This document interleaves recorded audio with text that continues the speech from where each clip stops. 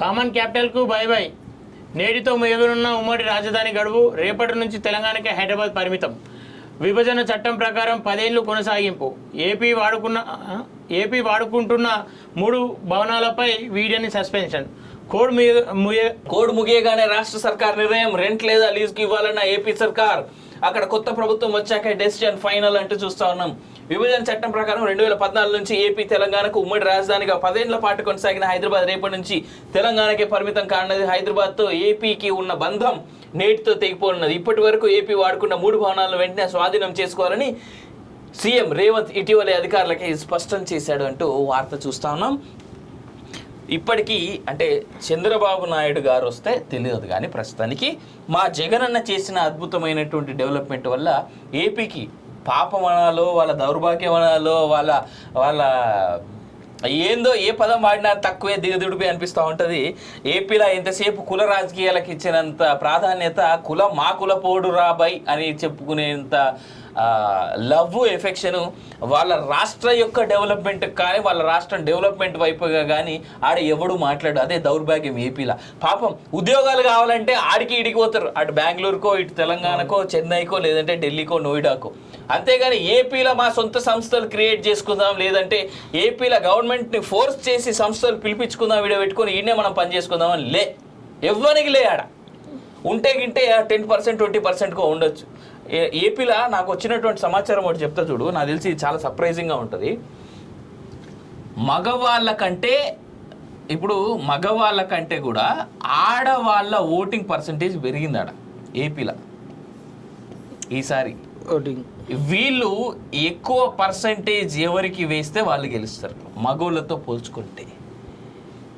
ఈ ఆడోళ్ళందరూ వైఎస్ఆర్సీపీ గనక ఓటేసుంటే, అంటే ఫ్రీ తాయిలాలు లాస్ట్ 5 ఏళ్ళుగా జగన్మోహన్ రెడ్డి ఏదైతే ఇచ్చిండో వాటికి గనక ఓటేసుంటే పొరపాటున మళ్ళా వైఎస్ఆర్సీపీయే గెలిచేందుకు చాలా అవకాశం ఉన్నది. ఈసారి మళ్ళీ వైఎస్ఆర్సీపీ వస్తే రాసి పెట్టుకోండి, తెలంగాణ పక్కనే ఉన్న ఆంధ్ర అని అంటారు తప్ప ఆంధ్రప్రదేశ్ లాంటి ఒక రాష్ట్రం ఉండేది, చాలా అద్భుతంగా ఉండేది అనేటువంటి మాట వార్త మీరు మర్చిపోండి. హ్యాపీగా మర్చిపోవచ్చు. పోలింగ్ రోజే చూసినాం ఎట్లా మర్డర్లు చేసుకుంటారు, ఆడ ఎట్లా గొడ్డలు పట్టుకుంటారు, ఎట్లా కొట్టుకుంటారు, తిట్టుకుంటారు. ఏపీలకు ఇంతమించి ఏముండదు. మరో బీహార్, మరో ఉత్తరప్రదేశ్ అవుతుంది. అది యోగి ఆదిత్యనాథ్కి ముందున్నటువంటి ఉత్తరప్రదేశ్ అవుతుంది. అది నితీష్ కుమార్ ఏంటది బీహార్, ఎవరు లాలూ ప్రసాద్ యాదవ్ లాంటి వాళ్ళు పాలించినటువంటి మరో బీహార్ అవుతుంది. అది ఇప్పటికీ అట్లనే కనబడుతుంది నాకు. ఏపీలో ఆడ రోడ్లు ఉండయి, ఫెసిలిటీస్ ఉండయి, జనాలకు కూడా అడిగేటోళ్ళు లేరు. వాళ్ళకి ఎందుకు అడుగుతారు? ఇంట్లో కూర్చోబెట్టి పుక్కట్ల పైసలు ఇస్తుండ్రు కదా, వాళ్ళ పైసలు వాళ్ళకే. ఇటు తాగుబోతులను తయారు చేసిండు, మా కేసీఆర్ తయారు చేసినట్టు ఏపీలో కూడా తాగుబోతులను తయారు చేసిండు జగన్మోహన్ రెడ్డి. ఇంట్లో కూర్చోబెట్టి బండ్లు కొనుక్కోనరా, కార్లు కొనుక్కోనరా, నెలకు 5,000 10,000 ఏమో ఇస్తున్నాడు, ఆటో అన్నలకి ఇస్తున్నాడు, ఇంట్లో కూర్చొని ఆడోళ్ళకి ఇస్తున్నాడు. ఆ తర్వాత ఏమున్నా చెప్పు, ఏపీలో ఏం సంస్థలు, ఎన్ని సాఫ్ట్వేర్ కంపెనీలు ఆ టైంలో గత 10 ఏళ్ల క్రితం ఉన్నటువంటి వైజాగ్లో, ఇప్పుడు కాదు వైజాగ్లో ఏపీ విడిపోక ముందు నుంచే వైజాగ్లో హెచ్ఎస్బిసి లాంటి సంస్థలు ఉన్నాయి. ఇవాళ ఏమున్నాయి, ఎన్ని సంస్థలు ఉన్నాయి వైజాగ్లో? ఇవాళ క్యాబ్జెమినీ లాంటి సంస్థ ఇప్పుడు ఆలోచిస్తోంది మళ్ళోసారి. నిన్న ఎంప్లాయీస్తో మీటింగ్స్ కూడా పెట్టుకున్నది క్యాబ్జెమినీ అనేటువంటి సంస్థ. Can we start another branch again in Andhra Pradesh అని చెప్పేసి. చంద్రబాబు గెలిస్తే పాసిబిలిటీ ఉంది. అది నేను ఇక్కడ చంద్రబాబు నాకంటే ఇష్టమనో లేదంటే జగన్మోహన్ రెడ్డి అంటే ఇష్టమనో కాదు. ఇక్కడ డెవలప్మెంట్ ఎవడు చేస్తాడో వాడే ఇంపార్టెంట్ అంట. నేను 5 ఏళ్ళుగా ఒక క్యాపిటల్ కట్టుకోలేకపోయారు. 10 ఏళ్ళు అవుతుంది కదా తెలంగాణ ఆంధ్ర రెండు విడిపోయి. ఇలా క్యాపిటల్ ఏది ఆంధ్రాకి? వైజాగ్ బీచ్లో కూర్చొని పట్ల బట్టాలు అమ్ముకుంటారు, క్యాపిటల్ మాది ఇదే అని చెప్పేసి. ఆ ఫ్యూచర్లో భవనాలు లేవు. జగన్మోహన్ రెడ్డికి మాత్రం పెద్ద అది ఉన్నది, ప్యాలెస్ ఉంది. కొండను వాళ్ళ గొట్టి కట్టుకున్న ప్యాలెస్ ఉన్నది. అయినా సిగ్గులేదు.